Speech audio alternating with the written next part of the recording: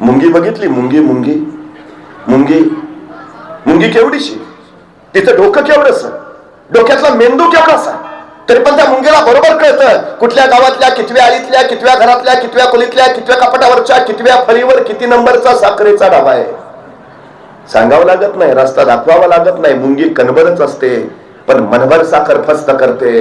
मराठे सुद्धा कणभरच होते पण मनभर मोहन उद्ध्वस्त केले ते या निश्चयाच्या आणि निर्धाराच्या बळावर. तुम्ही काम किती करता याला महत्व नाही, तुम्ही काम कसं करता हेही महत्वाचं नाही, तुम्ही तुमच्या कामाचं नियोजन कसं करता हे फार आणि फार महत्वाचं आहे. 50 वर्षाचं आयुष्य महाराजांचं, पण या 50 वर्षाच्या आयुष्यात एकही घटना अशी नाही, एकही प्रसंग असा नाही की ज्याचं महाराजांनी नियोजन केलं नाही. अहो ते जाऊ द्या, आईच्या गर्भात असतानाच ज्यांच्या आयुष्याचं नियोजन ठरलंय असा जर कुणी महापुरुष या सृष्टीत जन्माला आला असेल तर छत्रपती शिवाजी महाराजांशिवाय दुसरं नाव नाही. कारण देणारे कधीच विजयी होत नाहीत आणि विजयी होणारे कधीच कारण देत नाहीत. स्वराज्याच्या यशाचं सूत्र आहे ते हे सगळ्यात महत्त्वाचं. काय करायचं आहे, कधी करायचं आहे, कुठं करायचं आहे, कसं करायचं आहे, या प्रश्नांची उत्तरं शोधणं म्हणजे त्या क्षेत्राचा अभ्यास करणं. महाराजांचा हा विलक्षण अभ्यास आहे. जी अडचण काय आहे, आम्हाला करावंसं भरपूर वाटतं पण ज्यात कार्य करायचं आहे त्याचा अभ्यासच नाही. परवा एका गावातली 4 पोरं एकत्र आली, म्हणली काय नोकऱ्या नाही काय नाही करावं काय. मग बराच वेळ विचार करून चौघांनी ठरवलं, म्हणले व्यवसाय पुत्र कुठल्या तरी, त्याशिवाय पर्याय नाही. चौघांनी डोकं लावलं आणि मग निर्णय झाला. आपलं गाव जरा आत आहे, स्टँड गावाचं बाहेर आहे, माणसं एसटीतनं उतरली की 2 किलोमीटर चालत गावात येतात, लय त्रास पडतो. एक व्यवसाय करता येईल. दुसरा म्हटला कुठला, रिक्षा घेऊ. माणसं एसटी स्टँडवर उतरली की रिक्षातनं गावात जोरात धंदा चालल, 10-12 एसटी येतातच. चौघांनी पैसे काढले, घेतली रिक्षा, रिक्षा घेतली, नवी स्टँडवर आले, रिक्षा स्टँडवर लावली. चौघातले 3 मागं बसले, चौथा पुढे बसला. आली एसटी, माणसं उतरली, रिक्षा दिसल्यावर पळाली. वाकून बघितलं, रिक्षा फुल. चला, रिक्षा घेतली खरी पण 3 महिने यांना ग्राहकच भेटला नाही. काय उपयोग नाही, म्हणजे या धंद्यात काय राम नाही, दुसरा कुठला तरी व्यवसाय चालू करू. म्हणजे कुठला करायचा, परत विचार करत बसली. परत एकाने काढला, म्हटला गावात गाड्या भरपूर आल्यात पण गाडी पंक्चर झाली तर पंक्चर काढायचं दुकान नाही, पंक्चर काढायचं दुकान टाकू. परत चौघांनी पैसे काढले, पंक्चर काढायचं दुकान टाकलं. पण 3 महिने झाले तर यांच्या पंक्चरच्या दुकानात एकही गाडी आली नाही. का? यांनी पंक्चरचं दुकान 3ऱ्या मजल्यावर टाकलं होतं.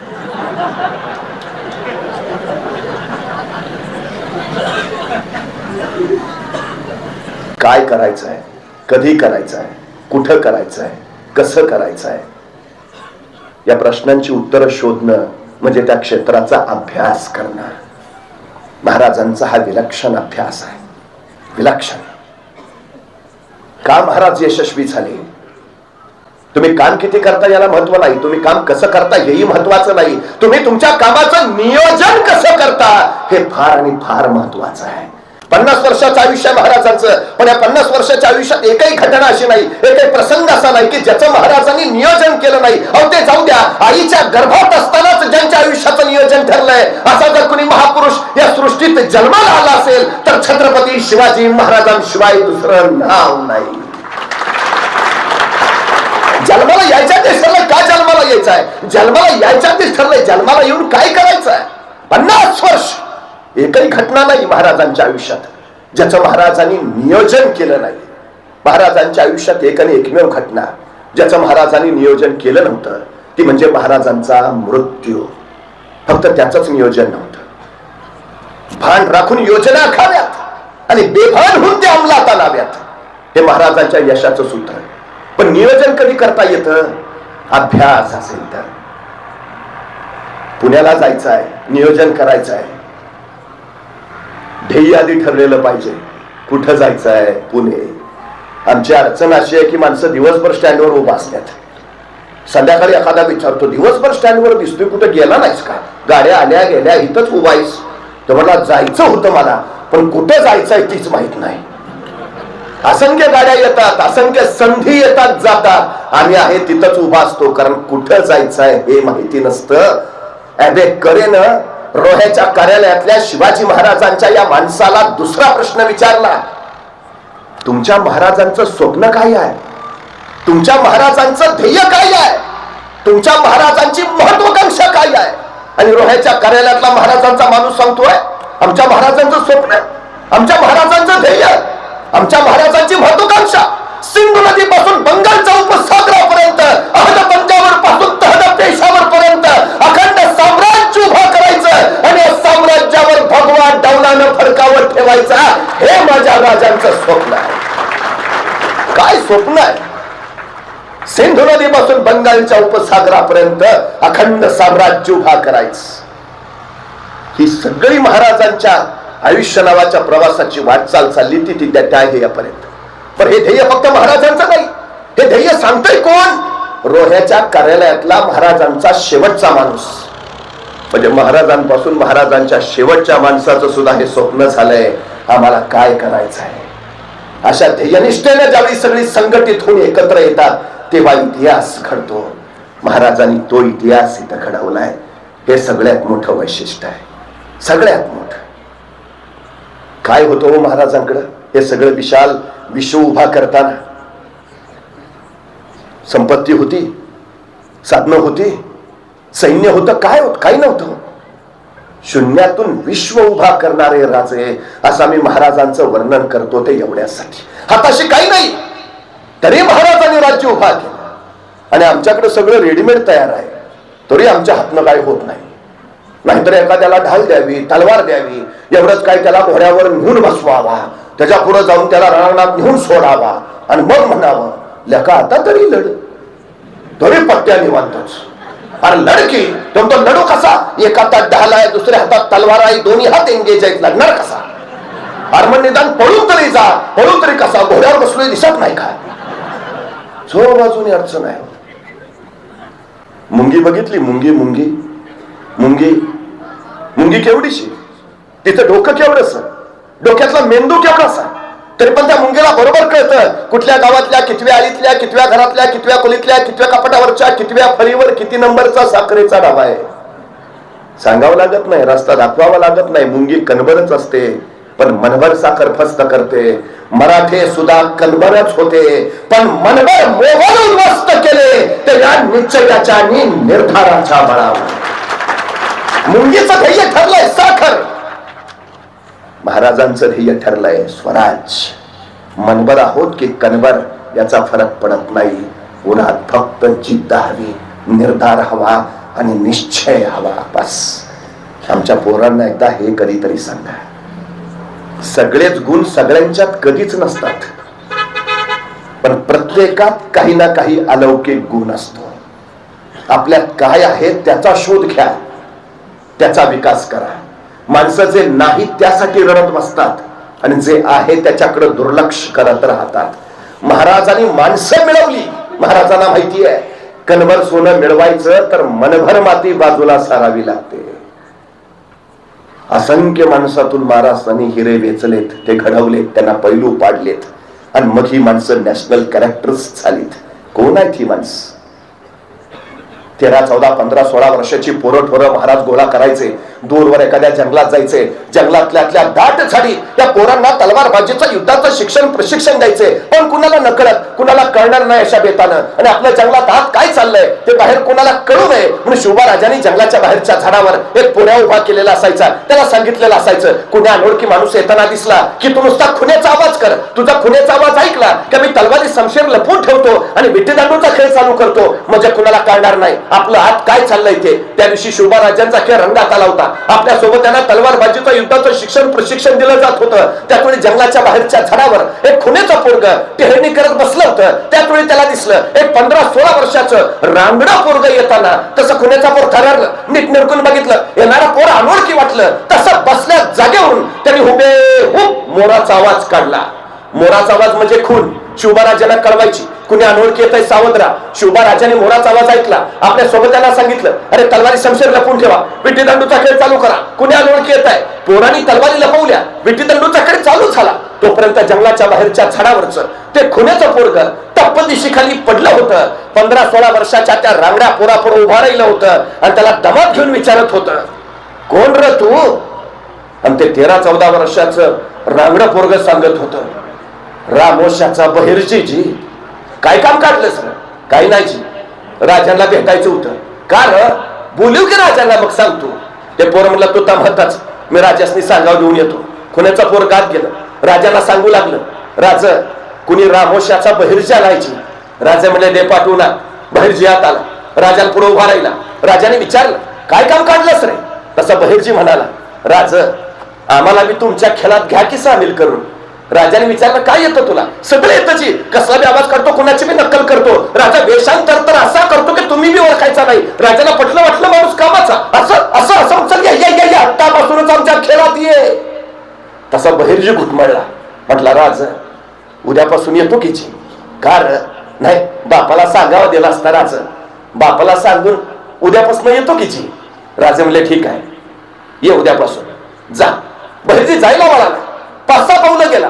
अचानक काय वाटलं कुणास ठाऊक, बहिर्जी पुन्हा माघार आला. राजाला म्हणाला, राज एक सांगू का जी? राजे म्हणले बोल.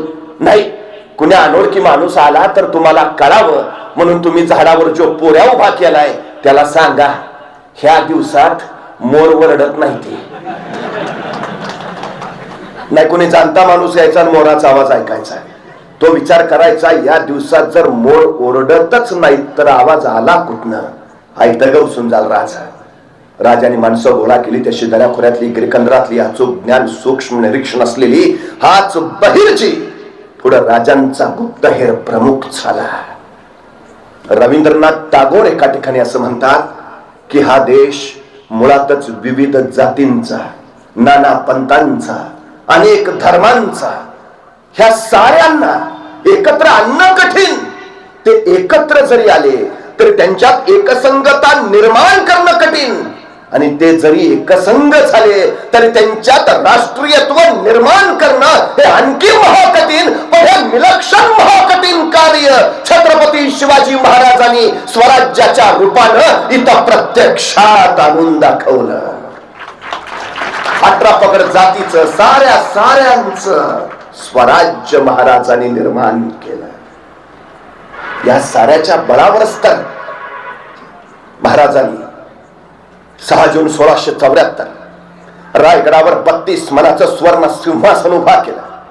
या म्लेंच्या पातशाहीमध्ये मराठा एवढा पातशाह झाला, ही गोष्ट काही साधी झाली नाही असं बखरकरांनी त्याचं वर्णनही केलं.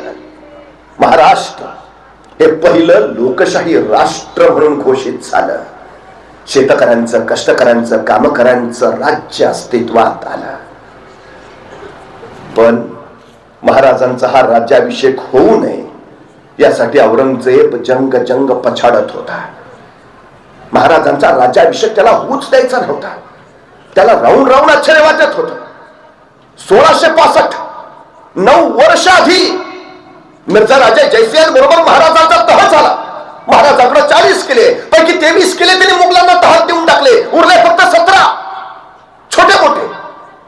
जणू कमावलेलं सारं स्वराज्य महाराजांनी मोगलांना देऊन टाकलेलं तहात. आतापर्यंत केलेले सगळे कष्ट मोगलांच्या ताब्यात एकदा संपून गेला असता, खचून गेला असता, निराश झाला असता. कमावलेलं सारं गेलं. फक्त छोटे मोठे 17 किल्ले. आणि त्याहून आणखी मोठं संकट महाराजांना आग्र्यात जावं लागलं. आग्र्याच्या कैदेत महाराज अडकले. औरंगजेबाचा डाव तर महाराजांना ठार मारण्याचाच. महाराज जिवंत परत येतील का कुणालाच खात्री नाही. पण तरी त्या संकटावर महाराजांनी मात केली. महाराज आग्र्यातनं निसटले. 1665 साली फक्त स्वराज्यात 17 किल्ले होते. अवघ्या 9 वर्षात महाराजांनी स्वतःला राज्याभिषेक करून घेतला. आणि 6 जून 1674 ला महाराष्ट्राच्या स्वराज्यात किल्ले होते 360. फक्त 9 वर्षात, फक्त 9 वर्षात फिनिक्स पक्षासारखी महाराजांनी राखेतनं फरारी घेतली आणि 343 किल्ले काबीज केले आणि राज्याभिषेक झाला. औरंगजेबाला कळत नव्हतं सगळं संपलेलं. हा राजा गरुड छेपेसारखा उभाही राहिला आणि अवघ्या 9 वर्षात त्यांनी स्वतःचा राज्याभिषेकही केला. होता कामा नये. आणि हा राज्याभिषेक मोडायची जबाबदारी त्यांनी इथंच नगर जिल्ह्यात श्रीगोंदा नावाचा तालुका आहे. त्या श्रीगोंद्याच्या भीमेच्या काठावर बहादूरगड नावाचा किल्ला आहे. त्या बहादूरगडावर औरंगजेबाचा दूध भाऊ होता, ज्याचं नाव होतं खान जहान बहादूर खान कोकलताज साहेबाजान. कसं जोरदार नाव आहे, खान जहान बहादूर खान कोकलताज साहेबाजान. आता काय काय लोक विचारतात त्याची बायको कसं नाव घेत असेल, तर आपल्याला काय करायचं, पण नाव जोरात आहे हो, खान जहान बहादूर खान कोकलताज साहेबाजान. पूर्वी आपली नावं पण जोरात होती. पूर्वी तानाजी, बाजी, येसाजी, कोंडाजी, कडतोजी, म्हणजे कोणी आपलं नाव घ्यावं त्याला जी म्हणावंच लागायचं. स्वाभिमान दिला होता महाराजांनी, आणि आमच्या हाताने आमची नावं बदलली. दुसऱ्यांची हांजी हांजी करायची सवय लागली. काय दिलं होतं महाराजांनी? स्वाभिमान. स्वाभिमान. पण याचं नाव जोरात, खान जहान बहादूर खान कोकलताज साहेबाजान. औरंगजेबाने त्याच्यावर जबाबदारी सोपवलेली, महाराजांचा राज्याभिषेक उद्ध्वस्त करायची. पण ते राज्याभिषेक झाला आणि औरंगजेब भयान संतापला. त्यांनी या बहादूर खानाला खरमरीत पत्र लिहिलं, तू करतोस काय? राज्याभिषेक झाला. त्या बहादूर खानाला औरंगजेबाला कळवलं, हुजूर मी उत्तरेकडनं प्रचंड प्रयत्न केले, पण बहुतेक त्या खुदाचीच इच्छा होती शिवराय छत्रपती व्हावे. काय अलौकिक उत्तर आहे. तो सांगतो मी प्रचंड उत्तरेकडनं प्रयत्न केले, पण बहुतेक त्या परमेश्वराचीच इच्छा होती महाराज छत्रपती व्हावे. आम्ही पामर काय करणार. पण त्याला माहिती होतं आपलं उत्तर काय औरंगजेबाला पटणार नाही. एकतर राज्याभिषेक व्हायला नको होता, झालाय. औरंगजेबाचा सगळा राग हितनं पुढे आपल्यावर निघणार. औरंगजेबाचा संताप परवडणारा नाही. बहादूर खानाला माहिती होतं काही झालं तरी आपल्यावरचा औरंगजेबाचा राग गेला पाहिजे. औरंगजेबाचा कसा राग घालवायचा हेही त्याला माहिती होतं. त्याला माहिती होतं टेबला खालून दिलं म्हणजे टेबलावरून काम होतं. पैसे म्हटलं की औरंगजेब पागळायचा. आपल्यावरचा राग जावा यासाठी बहादूर खानानं लगेच आग्र्याला पत्र पाठवलं, हुजूर जे व्हायचं ते झालं, पण इथं बहादूरगडावर मी 1 कोटी रुपये नगद गोळा करून ठेवलेत आणि 200 दक्षिणी घोडी. बस एवढा पावसाला संपू द्या. हे 1 कोटी रुपये आणि 200 घोडी लगेच आग्र्याला पाठवतो. औरंगजेबानं पत्र वाचलं, 1 कोटी नगद, भले पटे शाबास शाबास, दे लवकर लवकर लवकर पाठवून दे आणि हितनं फुरजा नीट राहा. 1 कोटी म्हटल्यावर औरंगजेबाचा रागच गेला. पण बहादूरगडावर 1 कोटी नगद आहेत ही बातमी जेवढ्या वेगात आग्र्याला औरंगजेबाला कळाली, त्याच्या दुप्पट वेगात ती रायगडावर महाराजांना समजली की बहादूरगडावर 1 कोटी नगद आहेत. महाराज म्हटले बरं झालं, नाहीतर राज्याभिषेकाला खर्च झालाच होता. महाराजांच्या यशस्वीतेचं आणखीन एक कारण आहे, महाराजांचं गुप्तहेर खातं. सर्वाधिक खर्च महाराज आपल्या गुप्तहेर खात्यावर करायचे. रोह्याच्या कार्यालयातला अधिकारी त्या अबेकरेला सांगतोय, सगळ्या राज्यात महाराजांचे हेर आहेत. सगळ्या राज्यात, कुठल्याही राज्यात जरा कुठ होऊ द्या, दुसऱ्या क्षणाला बातमी महाराजांकडे असते. पण महाराजांचं गुप्तहेर खातं किती गोपनीय असावं. महाराजांच्या गुप्तहेर खात्यातल्या बहिर्जी नायकांशिवाय इतर हेरांची नावं सुद्धा इतिहासाला माहिती नाहीत अजून. हे इतकं गोपनीय आहे. त्या गुप्तहेर खात्यानं निरोप आणला, बहादूरगडावर 1 कोटी नगद आहेत. महाराज म्हटले बरं झालं. आणि महाराजांनी बोलावणं धाडलं. आपले सरसेनापती हंबीरराव मोहिते, हंबीरराव येते झाले.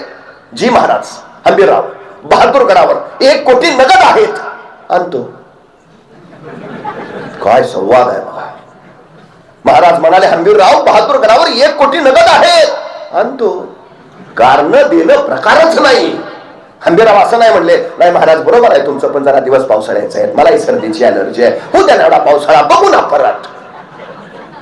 नाही हो, शिवचरित्र हा जगातला एकमेव असा इतिहास आहे ज्या इतिहासात तुम्हाला कोणी कारण देतानाच भेटत नाही. कारण देणारे कधीच विजयी होत नाहीत आणि विजयी होणारे कधीच कारण देत नाहीत. स्वराज्याच्या यशाचं सूत्र आहे ते हे सगळ्यात महत्त्वाचं. प्रकारच नाही हो. इथं जगण्यासाठी स्पर्धा नाही, इथं मरण्यासाठी स्पर्धा चालली आहे. महाराज एखादी मोहीम करायचे आणि तानाजी म्हणायचा राज हो डावा आपला, तसा असाजे म्हणायचा ताना हो बाज ही मोहीम आपली आहे, आपण जाणार राज, आपण लढणार. तसं बाजी म्हणायचं असाजी कापासून नंबर लावून बसलेल्या का सर्व ही मोहीम आपली, आपण जाणार, आपण लढणार, आपण मरणार राज. जगाच्या पाठीवरचा पहिला काळ आहे. माणसं जगण्यासाठी नाही मरण्यासाठी स्पर्धा करतायत. कारण देणं प्रकारच नाही. महाराजांनी सांगितलं हंबीरराव बहादूरगडावर 1 कोटी नगद आहे आणि तो अन्न सोपं आहे. बहादूरगडावर 35,000ची खडी फौज आहे. त्या 35,000 फौजेच्या तावडीतनं 1 कोटी आणायचे म्हणजे किमान 50,000ची फौज घेऊन गेलं पाहिजे. मग रायगडावर त्यावेळी 50,000ची फौज आहे नाही हो. स्वराज्याची पद्धत अशी, दसऱ्याला सीमोल्लंघन करावं, स्वराज्य संवर्धनासाठी बाहेर पडावं, अक्षय तृतीयेला परत यावं आणि शेतीच्या कामाला लागावं. स्वराज्याचं सगळं सैन्य महाराजांचा राज्याभिषेक उरकून स्वराज्याची स्वतःची शेतीवाडी करायला शेताकडे गेलाय. रायगडावर सैन्य आहे कुठं? इथला शेतकरी हाच स्वराज्याचा सैनिक आहे आणि स्वराज्याचा सैनिक हाच इथला शेतकरी आहे. मल्टी स्किल लेबर पॉलिसी हे महाराजांच्या स्वराज्याचं सगळ्यात मोठं गमक आहे. माणसं कमी आहेत, एकाच माणसावर अनेक जबाबदारी आहे. Multi skill labour policy. सैनिकही तो आणि शेतकरी तो. अर्थव्यवस्था कशी गतिमान केली आहे.